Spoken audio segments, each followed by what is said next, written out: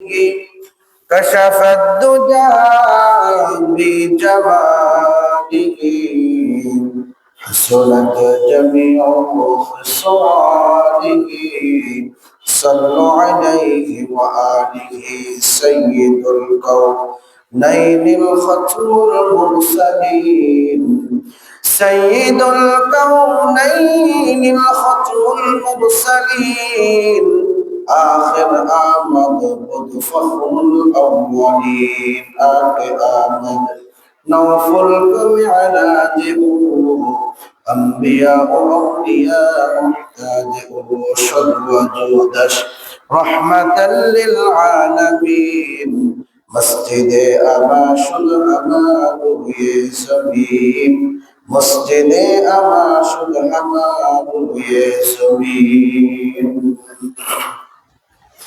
আলহামদুলিল্লাহ আল্লাহ রাব্বুল আলামিন আলিশান দরবারে অন্তরের অন্তরস্থল থেকে কালিমাত শুকর আদায় করি যে মহান রব্বুল আলামিন আপনাকে আমাকে অত্যন্ত ভালোবেসে মহব্বত করে হাজারো মানুষের মধ্য থেকে যাচাই বাছাই করে নির্বাচিত করে পবিত্র জুমার দিন গুনাহ মাফের দিন দোয়া কবুলের দিন সপ্তাহের শ্রেষ্ঠতম দিন ইয়াউমুল জুমআহ আল্লাহ রাসূল সাল্লাল্লাহু আলাইহি ওয়াসাল্লামের হাদিসে পাওয়া যায় ইয়াউমুল জুমআহ হলো সপ্তাহের শ্রেষ্ঠতম একটা দিন। কোন কোন হাদিস মোতাবেক পাওয়া যায় এটাকে ঈদের সাথে সমতুল্য করা হয়েছে, সাপ্তাহিক ঈদ বলা হয়। এই পবিত্রময় দিনে পবিত্রময় জায়গায় পবিত্রময় মজলিসে আসার বসার ওই মানুষগুলি সুযোগ পায় যাদেরকে আল্লাহ দয়া করে নিয়ে আসে, যাদের প্রতি আল্লাহ তাআলা রহম করতে চান, যাদেরকে মাফ করতে চান, যাদেরকে পবিত্র করতে চান তাদেরকেই আল্লাহ তাআলা নিয়ে আসেন। আজকের যারা জুমার নামাজ সারা বাংলাদেশ ব্যাপী যাই যেখানেই পড়ুক না কেন যারাই আদায় করবে আল্লাহ তাআলা তাদের উপরে আশা করা যায় রহমতের দৃষ্টি দিয়ে তাকাবেন। সেই সুবাদে আল্লাহ তাআলা আপনাকে আমাকে এখানে নিয়ে এসেছেন, এই জন্য আমরা আল্লাহ তাআলার দরবারে উচ্চ আওয়াজে কালিমাত শুকর আদায় করি আলহামদুলিল্লাহ। সম্মানিত মুহতারাম হাজিরিন, পৃথিবীতে আমরা বসবাস করতেছি, এই আদম আলাইহিস সালাম থেকে মানুষ পৃথিবীতে বসবাস করতেছে, কিয়ামত পর্যন্ত করবে। পৃথিবীর বাসিন্দারা যখন আল্লাহ তাআলার সাথে অবিচার করে, আল্লাহ তাআলার সাথে বেয়াদবি করে, অন্যায় করে, সীমা লঙ্ঘন করে, তো বিভিন্ন সময় আল্লাহ রাব্বুল আলামিন এই পৃথিবীর অনেক মানুষকে, অনেক জনপদকে আল্লাহ তাআলা কখনো কখনো আগুনের বৃষ্টি দিয়ে, কোন কোন সময় পাথরের বৃষ্টি দিয়ে, কোন কোন সময় ঝঞ্ঝা বায়ু দিয়ে, কোন কোন সময় ভূমিধস দিয়ে, কোন কোন সময় ভূমিকম্পের মাধ্যমে, কোন কোন সময় আল্লাহ তাআলা বিভিন্ন ভাবে সাইক্লোন, ঝড়, বন্যার মাধ্যমে ওই এক একটা জনপদকে আল্লাহ তাআলা ধ্বংস করে দিয়েছে। কথা বলে ঠিক কিনা? আল্লাহ তাআলার ক্ষমতা আছে না নাই? হ্যাঁ, আজকে টের পাইছেন? মাঝখানে ভুলে গেছিলেন আল্লাহর ক্ষমতা মনে হয় হারিয়ে গেছে। আজকে আল্লাহ তাআলা আবার স্মরণ করিয়ে দিয়েছে আল্লাহ তাআলার কুদরত, আল্লাহ তাআলার শক্তি এখন পর্যন্ত বিন্দু মাত্র হারায় নাই। কথা বলে ঠিক কিনা? আল্লাহ রাব্বুল আলামিন আজকে আমাদের বাংলাদেশে পুরা বাংলাদেশটাকে এমন একটা নাড়া দিল, ঢাকা বিভাগের উপরে 5.5 থেকে 7 সেন্টিমিটার একটা লাড়া দিছে, বেশি না। রাজধানীর অধিকাংশ ভবন এক ভবন আর এক ভবন উপরে গিয়ে পড়ছে, অনেক ভবন ফেটে গেছে।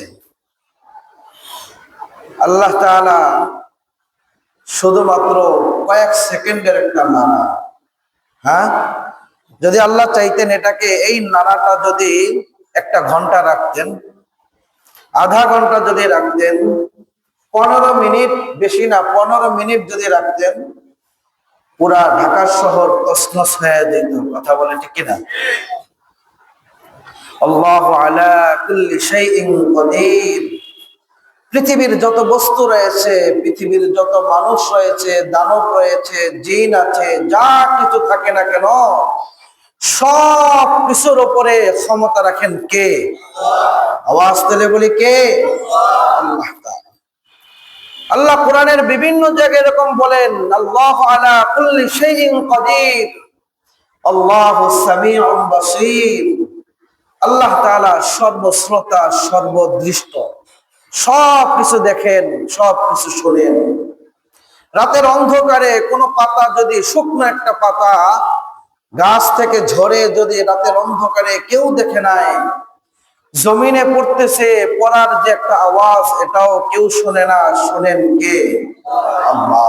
পৃথিবীর কোনো মানুষ শুনতে পায় না, এমনও কোন আওয়াজ পৃথিবীর কোন মাখলুক শুনতে পায় না, সেই আওয়াজটা শুনতে পায় কে?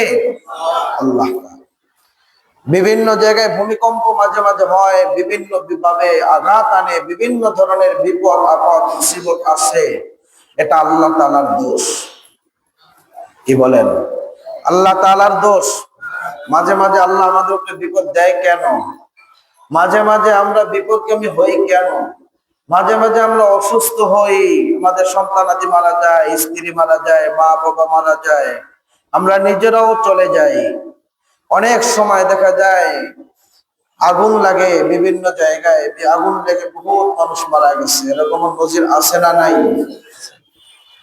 আল্লাহ রাব্বুল আলামিন এটা কেন করেন?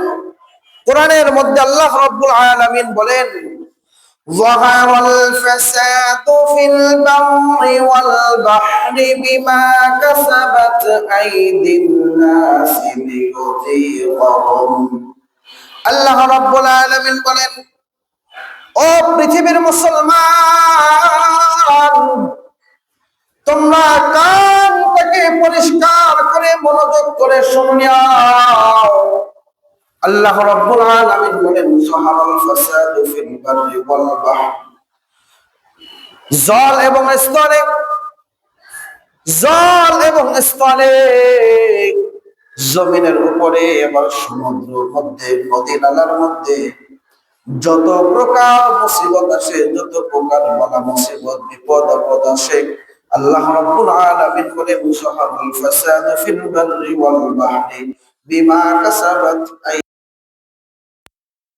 এটা মানুষের হাতের কামাই, মানুষের হাতের কামাই দ্বারা আল্লাহ তাআলা কি বুঝাইতে চাইলেন? ও পৃথিবীর মুসলমান, আল্লাহ রাব্বুল আলামিন আমাদেরকে বারবার বারংবার বলে দিয়েছেন। অনেক উলামায়ে কেরামরা বলেন, নবী আলাইহিস সালাতু ওয়াস সালাম তারাও বলতেছিলেন, তারাও মানুষদেরকে বলেছেন। বর্তমান সময়ে উলামায়ে কেরামরা মানুষদেরকে বলেন, ও পৃথিবীর মুসলমান, তোমরা গুনাহ করো না, গুনাহ করো না, গুনাহ পরিত্যাগ করো। যদি গুনাহ পরিত্যাগ না করো, পূর্ববর্তী এমন বহু জাতিকে আল্লাহ তাআলা ধ্বংস করে দিয়েছে, যেই জাতির অস্তিত্ব পৃথিবীতে আর নাই। কথা বলে ঠিক কিনা? ও পৃথিবীর মুসলমান, আমার আল্লাহ রাব্বুল আলামিন সূরাতুন নিসার 31 নম্বর আয়াত আল্লাহ তাআলা বলেন, ইন তাজতানিবু কাবাইরা মা তুনহাউনা আনহু নুকাফির আনকুম সাইয়্যাতিকুম।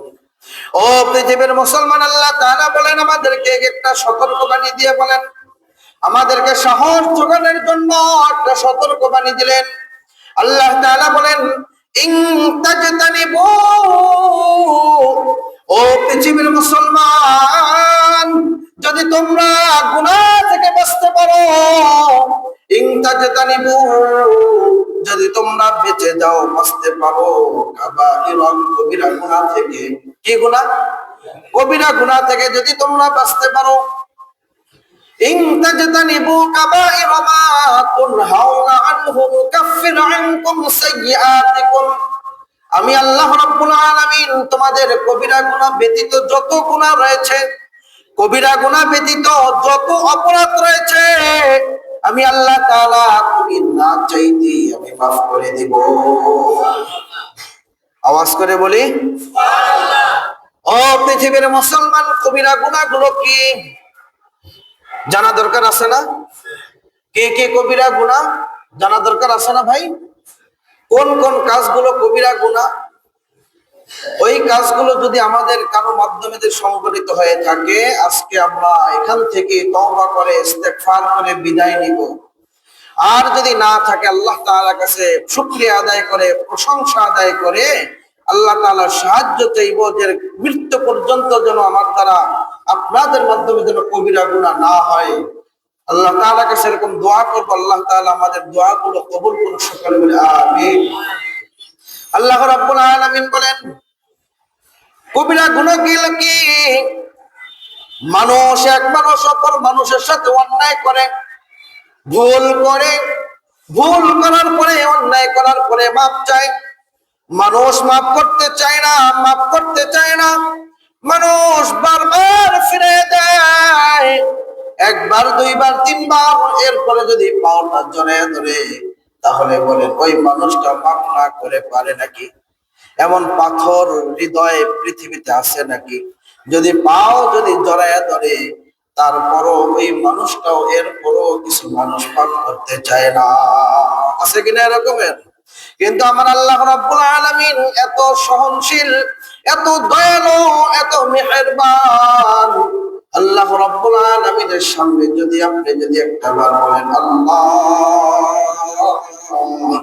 আমি অন্যায় করেছি, মালিক তুমি আমাকে মাফ করে দাও, বলার সঙ্গে সঙ্গে হাদিসের মধ্যে আসছে, হাদিস সাক্ষী, ওই সময়ের সঙ্গে সঙ্গে আসমানের ফেরেশতা জমিনের ফেরেশতাদেরকে ডাক দিয়ে বলে, তাদেরকে সাক্ষী রেখে বলে, দেখো দেখো আমার বান্দা আমার সামনে কিভাবে ক্ষমা চায়, তার রোনা জারি, তার ক্ষমা চাওয়াটার কেমন আকতি মিনতি চলতেছে, তোমরা এটাকে ভিডিও ফুটেজ করে নাও, ভিডিও করে নাও, আর তোমরা সাক্ষী থাকো আমি ওই সমস্ত বান্দাদেরকে সমস্ত গুনাহ আমি আল্লাহ মাফ করে দিলাম। কিন্তু এমন একটা গুনার ব্যাপারে আল্লাহ তাআলা বলেন, ইন্নাল্লাহা লা ইয়াগফিরু আন ইউশরাকা বিহি ওয়া ইয়াগফিরু মা দুনা যালিকা লিমান ইয়াশা। এই কথাটা আমরা প্রায় শুনেছি, অনেক আলোচনায় শুনেছি, এই মসজিদেও শুনেছি।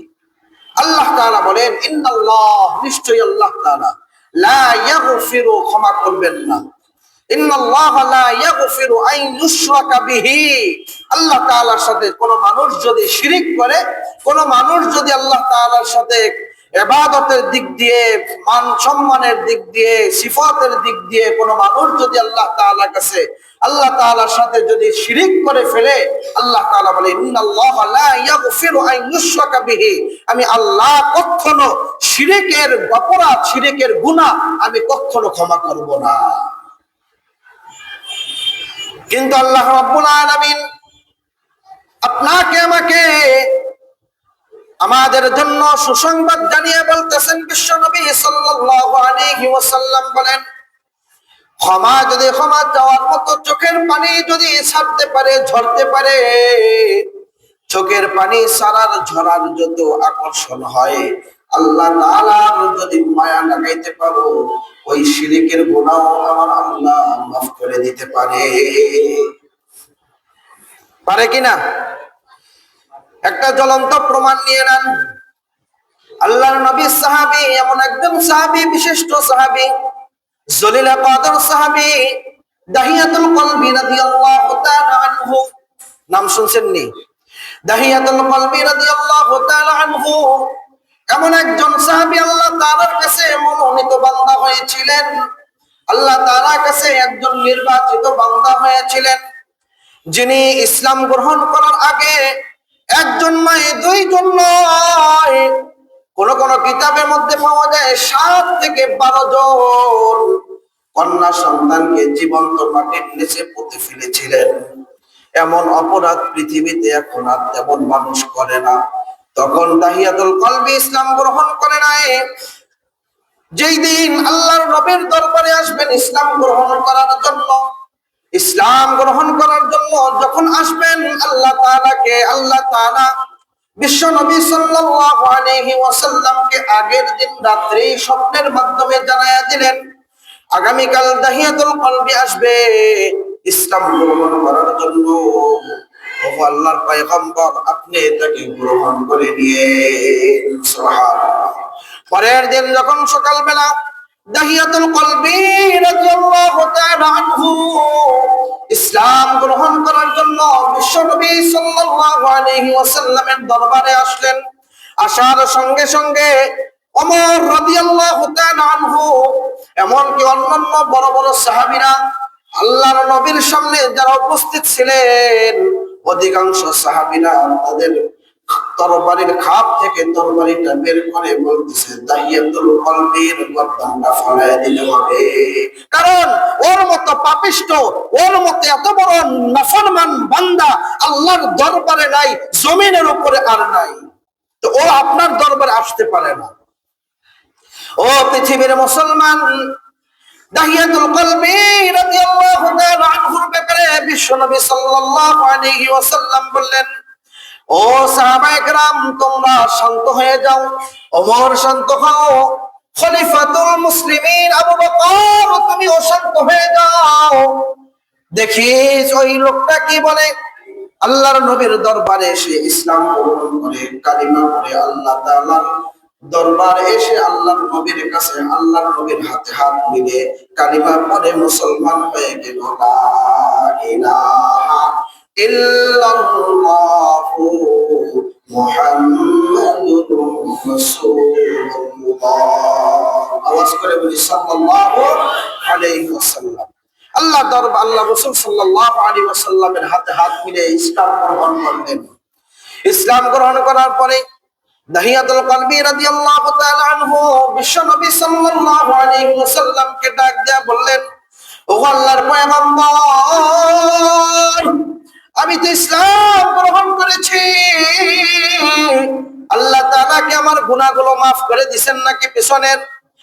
আমি যখন কাফির ছিলাম, মুশরিক ছিলাম, নাফরমান ছিলাম, সেই গুনাহগুলো আল্লাহ তাআলা maaf করে দিবেন নাকি? আল্লাহ রাব্বুল আলামিন আল্লাহ রাব্বুল আলামিনের বন্ধু বিশ্ব নবী বলেন, হ্যাঁ, ইসলাম গ্রহণ করার পূর্বে যত অপরাধ করেছো সমস্ত অপরাধ আল্লাহ তাআলা maaf করে দিয়েছে। সুবহানাল্লাহ। এরপর দাহিয়াতুল কলবি রাদিয়াল্লাহু তাআলা আনহু ফুফিয়ে ফুফিয়ে কান্না করতেছেন, অজস্র ভাবে অশ্রু ঝরাচ্ছেন, এত পরিমাণ কান্না করতেছে। বাচ্চারা যখন অতিরিক্ত কান্না করে তখন হিসকি দেয় না, দেখছেন নি? অনেক সময় বেশি কান্না হয়ে গেলে বুকে যদি কষ্ট বেশি থাকে হিসকি আসে। এরকম বাচ্চারাও যখন হাঁটছে, এরকমের বাচ্চাদের মতো দাহিয়াতুল কলবি রাদিয়াল্লাহু তাআলা আনহু তিনিও হিসকির অবস্থা চলে আসলো। রাসূলুল্লাহ নবী সাল্লাল্লাহু আলাইহি ওয়াসাল্লাম তাকে জিজ্ঞাসা করলেন, ও দাহিয়াতুল কলবি, তুমি তো ইসলাম গ্রহণ করেছো, তোমার গুনাহ ক্ষমা করে দেওয়া হয়েছে, তুমি এখনো কেন কান্না করতেছো?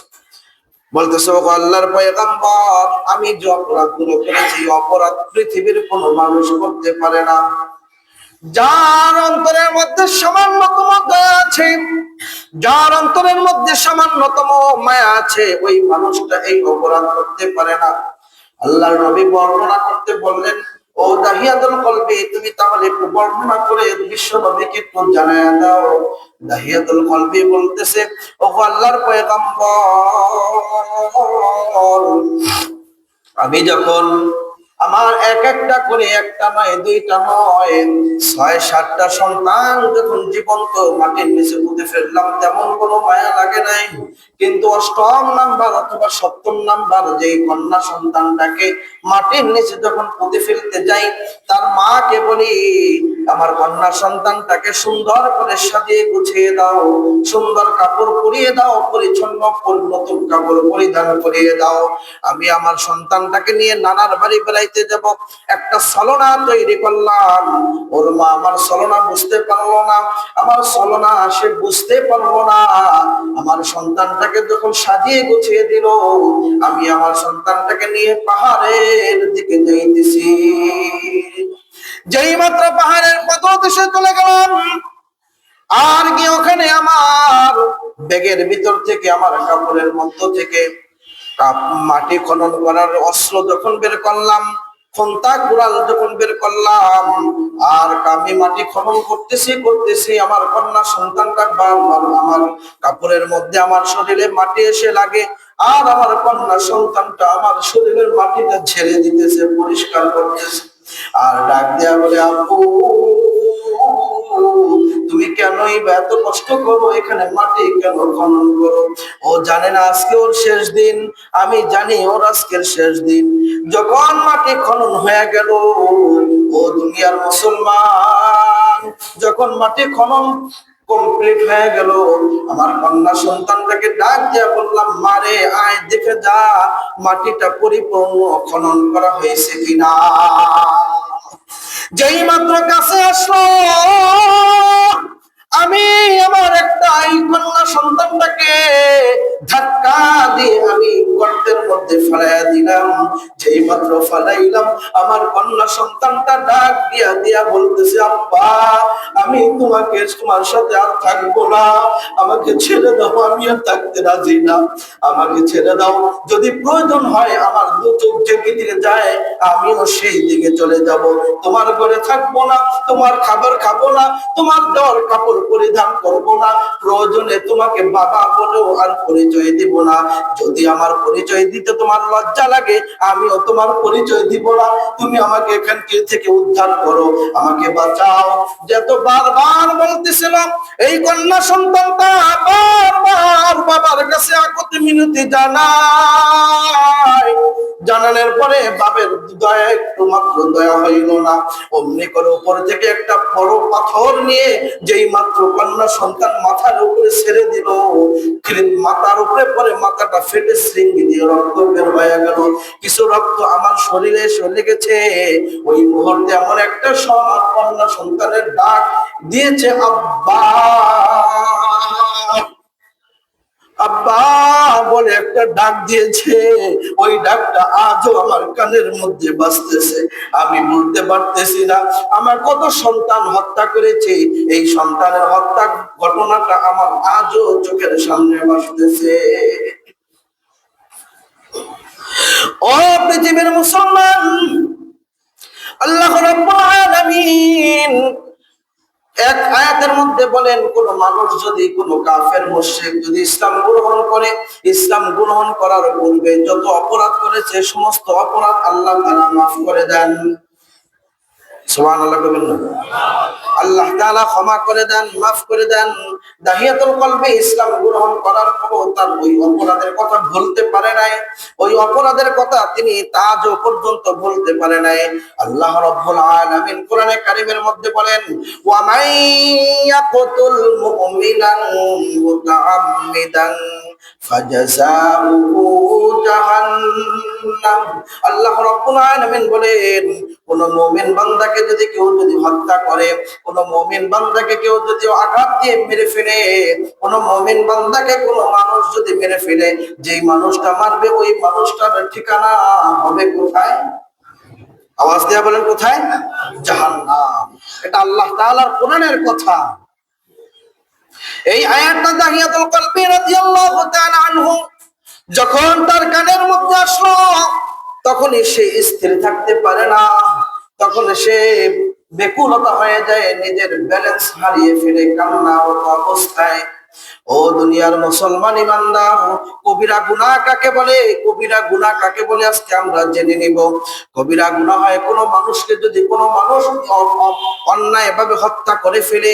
পৃথিবীতে একজন আর একজনকে অন্যায় ভাবে হত্যা করে কি করে না? ক্ষমতা টিকানোর জন্য হত্যা করে, নিজের অস্তিত্ব টিকানোর জন্য হত্যা করে, নিজের আমিত্ব টিকানোর জন্য হত্যা করে, নিজের চাকরি টিকানোর জন্য হত্যা করে, এক কথায় দুনিয়া লাভের জন্য, নিজের আমিত্বকে টিকানোর জন্য একজন আরেকজনকে হত্যা করে।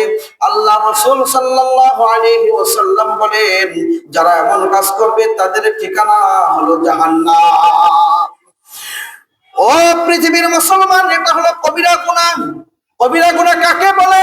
পৃথিবীর মুসলমান জেনে নাও, এমন অপরাধ যেই অপরাধের ব্যাপারে আল্লাহ তাআলা সরাসরি কোরআনের মধ্যে বলেন অথবা রাসূল হাদিসের মাধ্যমে বলেন আল্লাহ তাআলার লানত রয়েছে। এই অন্যায় করলে আল্লাহ তাআলার লানত, এই অন্যায়ের বিচার আল্লাহ তাআলা দুনিয়ার জমিনে করবে, এই অন্যায়ের বিচার আল্লাহ তাআলা কবরের মধ্যে হবে, এই অন্যায়ের বিচার আল্লাহ তাআলা হাশরের ময়দানে করবে, জাহান্নামের মাধ্যমে করবে। এই কথাগুলো যেই অপরাধের সাথে সম্পৃক্ত, ওই অপরাধগুলোই হলো কবিরা, ওই অপরাধগুলোই হলো কবিরা গুনাহ।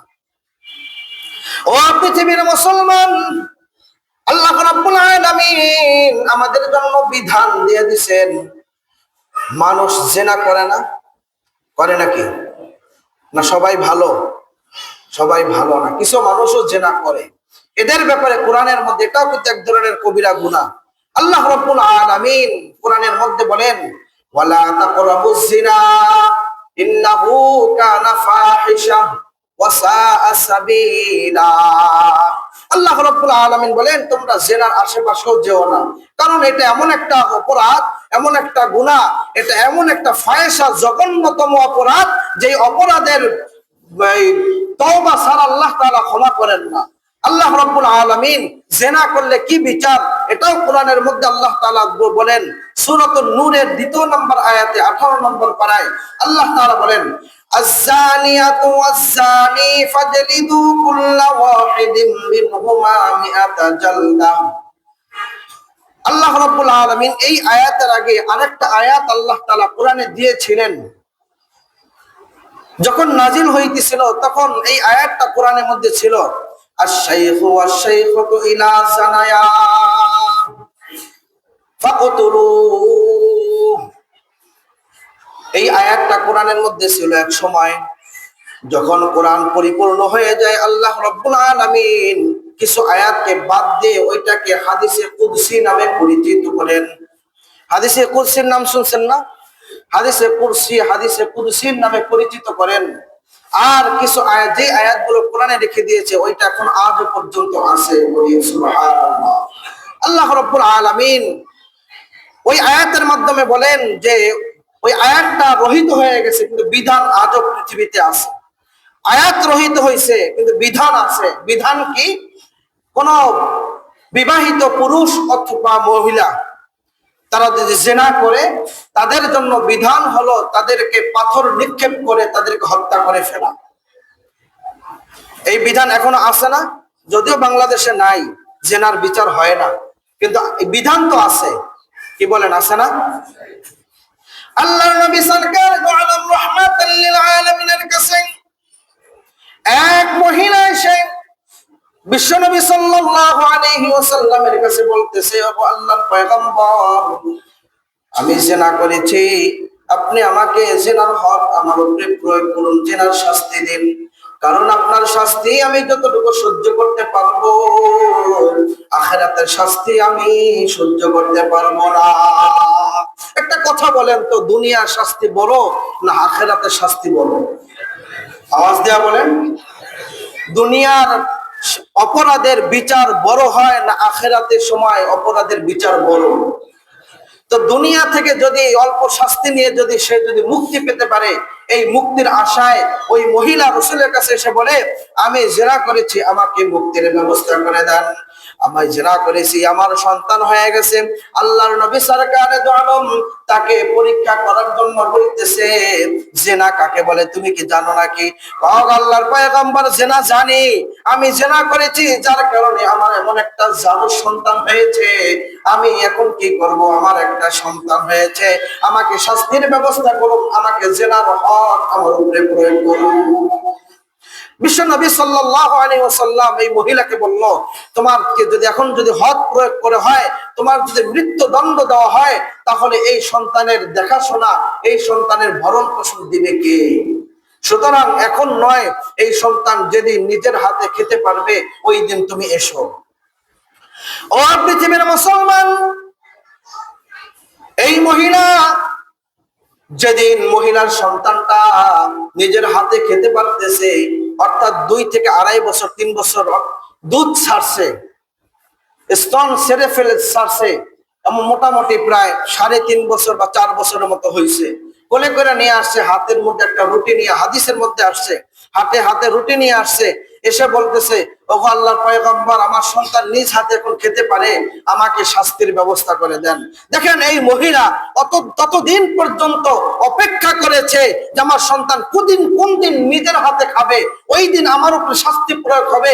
দুনিয়ার শাস্তি নিতে রাজি, আখিরাতের শাস্তি নিতে রাজি না। আল্লাহর নবী সরকারে দু আলম রাহমাতাল লিল আলামিনের কাছে এসে বলল, ওগো আল্লাহর পয়গম্বর, আমার সন্তান, আপনি দেখেন আমার সন্তান নিজ হাতে খেতে পারে, সুতরাং আমাকে শাস্তির ব্যবস্থা করে দেন, আমার উপরে হক প্রয়োগ করুন, ইসলামী হক যা আছে আমার উপরে প্রয়োগ করুন। আল্লাহর নবী সরকারে দু আলম রাহমাতাল লিল আলামিন একটা মাটি খনন করলেন, কিছু গর্ত করলেন। একটু গর্ত করার পরে ওই মহিলাকে গর্তের মধ্যে ঢুকাইলেন, আর ঢুকানে পড়লে সাহাবায়ে কেরামদেরকে বললেন, ওকে পাথর নিক্ষেপ করতে থাকো। একে একে পাথর নিক্ষেপ করতেছে অমনি করে যখন তার শেষ মুহূর্তটা চলে আসে, তার উপরে বড় যখন পাথরটা নিক্ষেপ করা হয়, মাথাটা ফেটে শৃঙ্গে দিয়ে রক্ত বের হওয়া শুরু হয়ে গেল। ওই রক্ত গিয়ে একদম সাহাবীর শরীরে লাগলো, আর সাহাবী ডাক দিয়ে বলল, জিনাকারীর রক্ত আমার শরীরে লাগলো, এই জিনাকারীর রক্ত আমার শরীরে লাগলো, নাপাক রক্ত লাগলো। আল্লাহর নবী সরকারে দু আলম রাহমাতাল লিল আলামিন ডাক দিয়া বলে, ও সাহাবী, তুমি এটাকে নিয়ে তুমি তিরস্কার কইরো না, এই রক্ত নিয়ে তুমি তিরস্কার কইরো না, কারণ এই মহিলা যে তওবা করেছে, এই তওবা আমার মালিক কবুল করেছে। আমার মালিক কবুল করে ওর জিন্দেগীর গুনাহগুলো মাফ করে দিয়েছে। এখন নিষ্পাপ অবস্থায় আমার মালিকের দরবারে চলে যাইতেছে। তুমি যদি এটা তিরস্কার করো, তুমি এটাকে যদি নোংরা মনে করো, তাহলে তুমিও কবিরা গুনাহ করলে। ও পৃথিবীর মুসলমান, আল্লাহ রাব্বুল আলামিন অন্য আয়াতের মধ্যে বলেন, ইন্নাল মুনাফিকিনা ফিদ দারকিল আসফালি মিনান নার।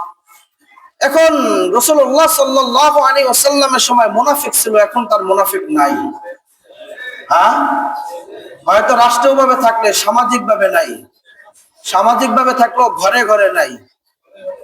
হ্যাঁ, ওই যে বলতেছে ঘরে ঘরে মুনাফিক আছে। তো এই মুনাফিকের প্রচলন রাসূলের আগে থেকেই ছিল, এখনো আছে। এই মুনাফিকের প্রচলন কিয়ামত পর্যন্ত থাকবে। এদের মধ্য থেকে আমাদের ঈমান বাঁচাইতে হবে।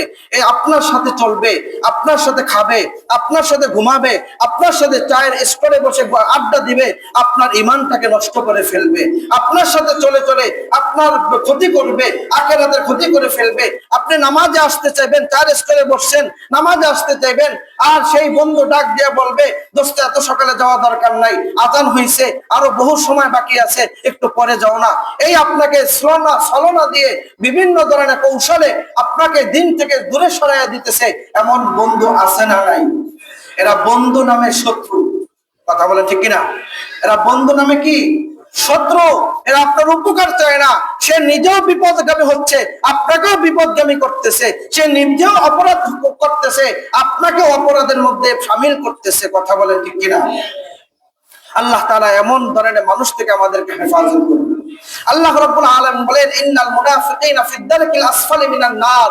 এই ইসলাম নিয়ে ব্যক্তিগত হোক, সামাজিক হোক, রাষ্ট্রীয় হোক, ধর্ম নিয়ে হোক, যেই অবস্থায় হোক, মুনাফিকি যারা করবে, আল্লাহ তাআলা বলেন, ইন্নাল মুনাফিকিনা ফিদ দারকিল আসফালি মিনান নার। ওই মুনাফিকদের জন্য রয়েছে, নিশ্চয়ই মুনাফিকদের জন্য রয়েছে জাহান্নামের তলতল স্তর। জাহান্নামের সর্বনিম্ন স্তর হলো মুনাফিকদের জন্য। এই মুনাফিকদের কারণে আজকে ইসলামের ক্ষতি হচ্ছে, এই মুনাফিকদের কারণে দেশের ক্ষতি হচ্ছে, এই মুনাফিকদের কারণে আপনার আমার ক্ষতি হচ্ছে, এই মুনাফিকদের কারণে সমাজের ক্ষতি হচ্ছে।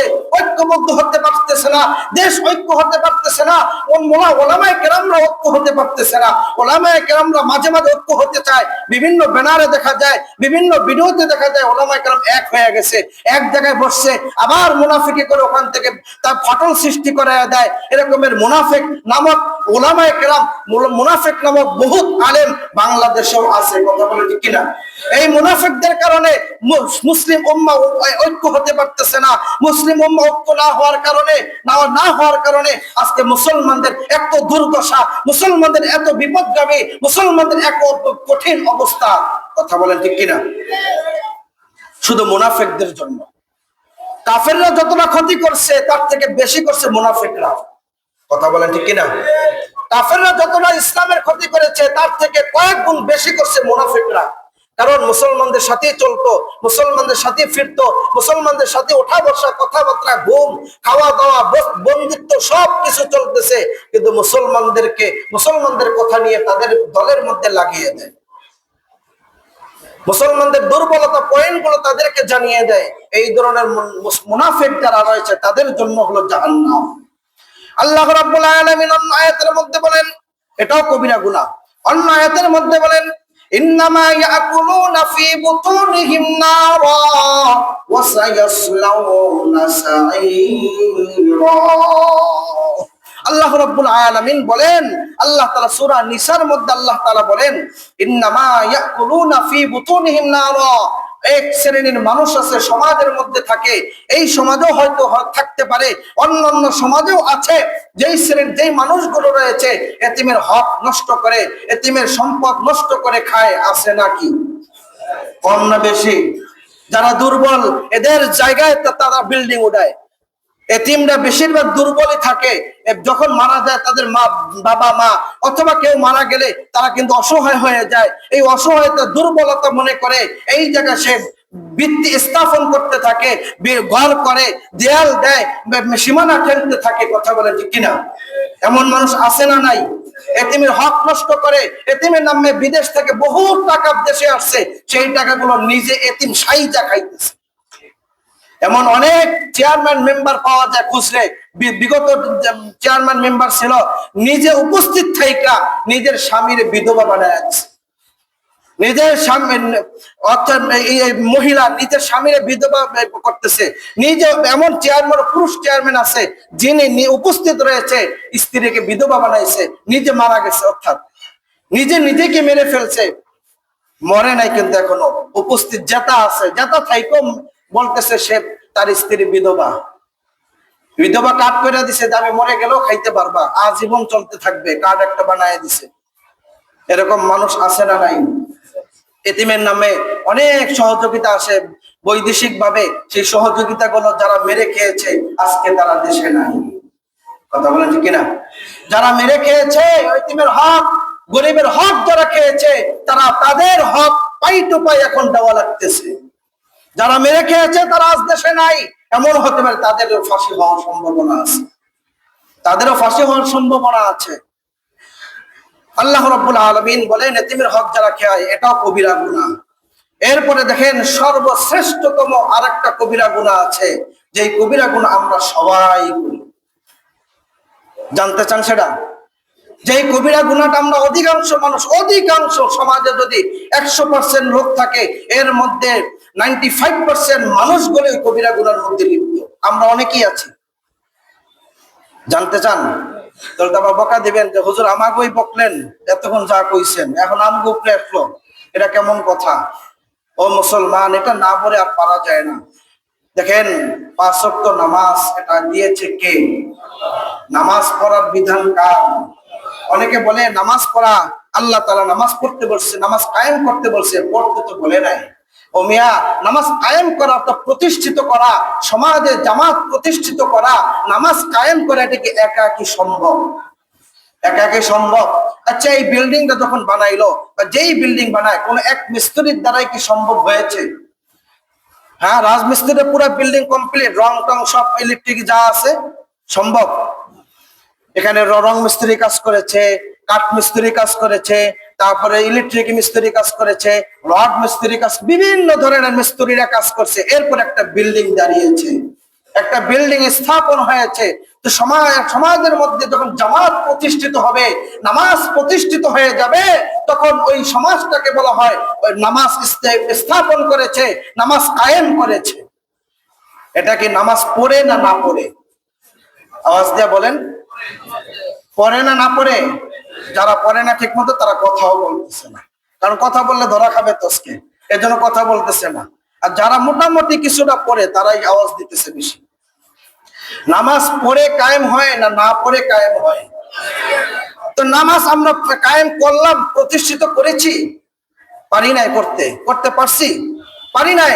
আল্লাহ তাআলা বলেন, আল্লাহ রাসূল সাল্লাল্লাহু আলাইহি ওয়াসাল্লাম হাদিসের মধ্যে আমাদেরকে জানান, as-salatu ইমাদুদ্দিন,